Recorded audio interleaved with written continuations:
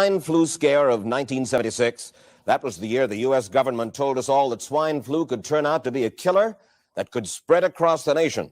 And Washington decided that every man, woman, and child in the nation should get a shot to prevent a nationwide outbreak, a pandemic. Well, 46 million of us obediently took the shot.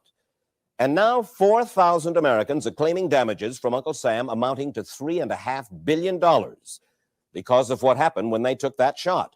By far the greatest number of the claims, 2/3 of them, are for neurological damage or even death, allegedly triggered by the flu shot. We pick up the story back in 1976 when the threat posed by the swine flu virus seemed very real indeed.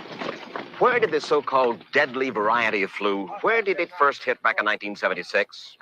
It began right here at Fort Dix in New Jersey in January of that year when a number of recruits began to complain of respiratory ailments, something like the common cold. Dr. David Sencer, then head of the CDC, the Center for Disease Control in Atlanta, is now in private industry. He devised the swine flu program, and he pushed it. You began to give flu shots to the American people in October of 76. October 1st. By that time, how many cases of swine flu around the world had been reported? There had been several reported, but none confirmed. There had been cases in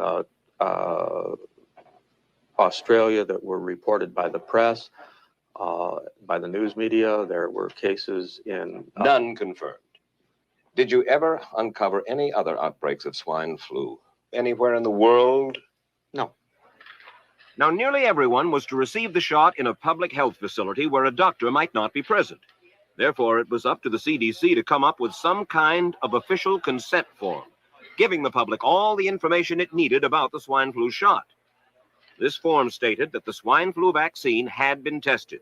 What it didn't say was that after those tests were completed, the scientists developed another vaccine, and that was the one given to most of the 46 million who took the shot. That vaccine was called X53A. Was X53A ever field tested? I can't say. I would have to... It wasn't. I don't know. Well, I would think that you're in charge of the program. I would have to check the records. I haven't looked at this in some time. Did anyone ever come to you and say, you know something, fellas? There's the possibility of neurological damage if you get into a mass immunization program? No. No one ever did? No. Do you know Michael Hatwick? Yes. Mm-hmm.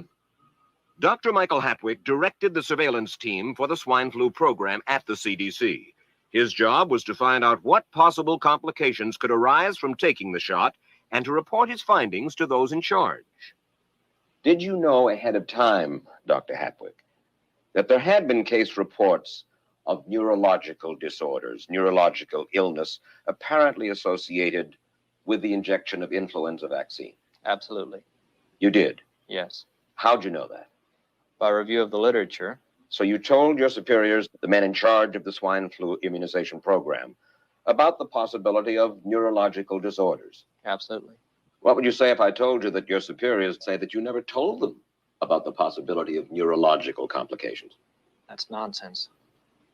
I can't believe that they would say that they did not know that there were neurological illnesses associated with influenza vaccination. That simply is not true. We did know that. I've said that Dr. Hatwick had never told me of his feelings on this subject. Then he's lying. I guess you would have to make that assumption. Then why does this report from your own agency, dated July 1976, list neurological complications as a possibility? I think the consensus of the scientific community was that the evidence relating neurologic disorders to influenza immunization was such that they did not feel that this association was a real one. You didn't feel it was necessary to tell the American people that information? I think that over the years we have tried to inform the American people as fully as possible.